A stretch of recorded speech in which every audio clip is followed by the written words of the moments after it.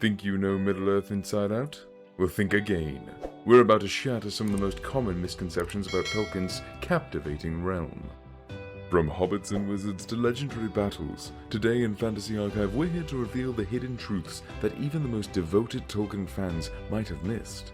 Stay tuned until the end, because we're counting down the top 10 Middle-Earth misconceptions every Tolkien fan should know. And hey, if we miss any, let us know in the comments. Number 10. Peter Jackson's film trilogy was the first ever adaptation of The Lord of the Rings on screen. For anyone who didn't know, the first adaptation happened way back in 1978, when American animator Ralph Bakshi created The Lord of the Rings, originally intended as a two-part adaptation. Then in 1980, Rankin Bass presented The Return of the King as a television special. Peter Jackson's epic trilogy is indeed a cinematic masterpiece, but it came later in the early 2000s.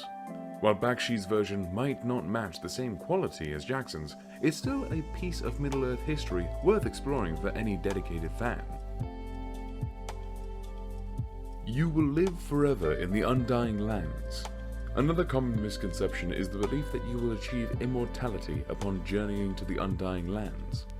While the name Undying Lands is somewhat misleading, it's called Undying Lands because it's a heaven-like paradise where immortal beings reside. Mortal individuals who were granted passage to the Undying Lands did not become immortal there.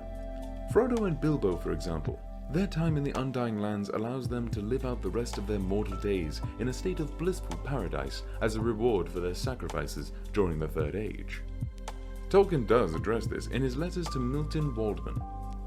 Their reward is their undoing, or the means of their temptation.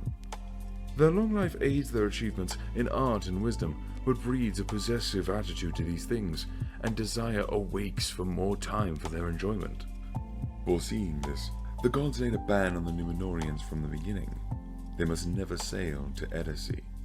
They must not set foot on immortal lands, and so become enamoured of an immortality, which was against their law, the special doom or gift of Ilúvatar, and which their nature would not in fact endure.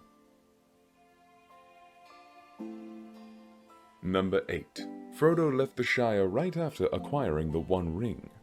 Unless having read the books, it is commonly believed that Frodo left the Shire in a rush after receiving the One Ring from Bilbo based on what we see in Peter Jackson's first film.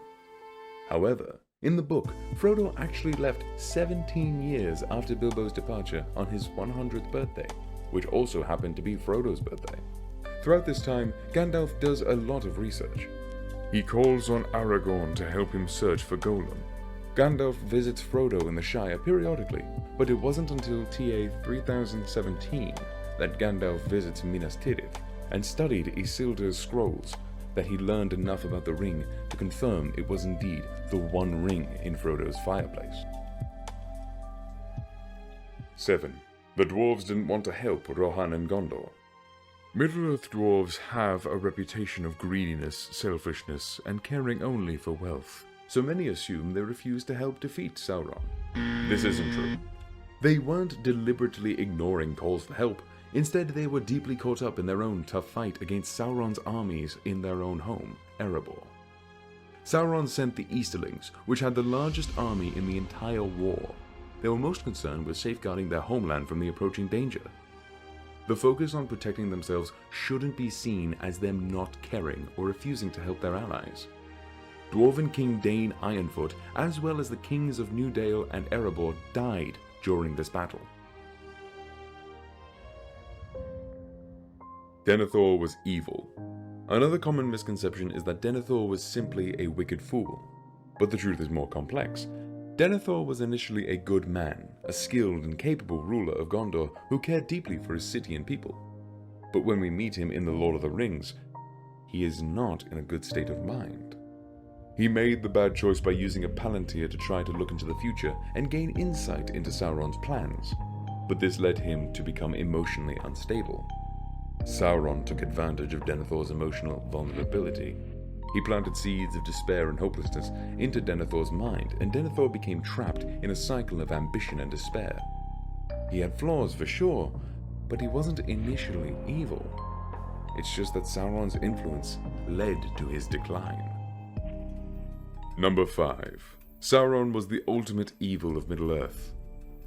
While the Lord of the Rings trilogy focuses on Sauron as the villain, leading us to think he was the ultimate evil of Middle-Earth, there was someone worse. Morgoth, the first Dark Lord, was much more powerful, and he didn't seek to enslave or conquer, just to destroy. He caused the marring of Arda, which required power that Sauron could never have. Originally, the Valar entered the world of Arda in the depths of time, intending to make it an ideal habitation for the coming children of Ilúvatar. Melkor had other intentions, however, and he distorted and corrupted all the works of the Valar so that making of the world was war between the two forces. So, yeah, Morgoth was way more evil than Sauron. After all, he's the OG Dark Lord. 4. Sauron is a flaming eye in Third Age. Another famous misconception is the notion that Sauron is nothing more than a menacing, all-seeing, flaming eye. This belief gained traction largely because of how he was portrayed in popular adaptations like Peter Jackson's films The Fellowship of the Ring video game and the 1980 Return of the King special. In these depictions, Sauron is reduced to a giant eyeball wreathed in flames, keeping a constant watch over Middle-Earth. However, this portrayal is only partially accurate, and the truth is far more intriguing. In reality, before the events of The Lord of the Rings, Sauron possessed a physical form. J.R.R. Tolkien himself shed light on this matter in Letter 246, explaining that Sauron had a humanoid form, though he was large but not gigantic. Adding to this, a subtle hint in The Two Towers emerges when Gollum comments on Sauron's black hand, noting that it had only 4 fingers. This implies that Sauron had taken on a humanoid shape, one that still bore the scars of ancient battles, particularly those from the War of the Last Alliance. So the next time you even envision Sauron, remember that he was more than just a fiery eye. He was a formidable figure lurking in the shadows of Middle-Earth. Number 3. Eagles can always save the day. The idea that eagles in Middle-Earth can always swoop in and save the day comes into mind of fans frequently whenever there's trouble and we want to think about a more practical solution. It would have been great to have the eagles at the Fellowship's disposal 24/7, but the eagles are a special species also from Valinor with a king of their own. They do not report to Gandalf, and are not a taxi service Gandalf has on speed dial. They are intelligent and independent creatures. In reality, it can be quite disrespectful to suggest that these ancient and revered beings are just idly waiting for someone to call them for a rescue mission. The eagles take pride in their heritage and their own purposes. In fact, Gandalf only rode the eagles 3 times.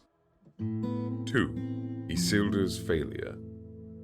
Many believe that Isildur, the man who initially took the One Ring from Sauron's hands, failed everyone by keeping the ring. However, the truth is far more nuanced. Isildur did experience a change of heart, weighed down by the immense burden and corruption of the ring. He actually intended to surrender it to Elrond in Rivendell. So while he did keep the ring for a time, he was on his way to Rivendell to make the right decision about what to do with it when he met his demise. Unfortunately, he was slain before he could complete his journey, and the ring was lost. Number 1. Sauron was in a rush to get the One Ring. Perhaps the most common misconception in Middle-Earth is that Sauron urgently wanted to get his hands on the One Ring as soon as possible. However, this view doesn't quite capture Sauron's perspective. Sauron didn't necessarily need the ring to win the war. While Sauron was looking for his ring, there were battles going on everywhere, and the odds were in his favor. Getting the ring would have definitely sped things up for Sauron, but even without it, he would have won, which is why the Fellowship was needed to begin with. He had tactical war strategies weakening and dividing the Free Peoples. His major mistake was not considering the possibility that someone might actually attempt to destroy the ring.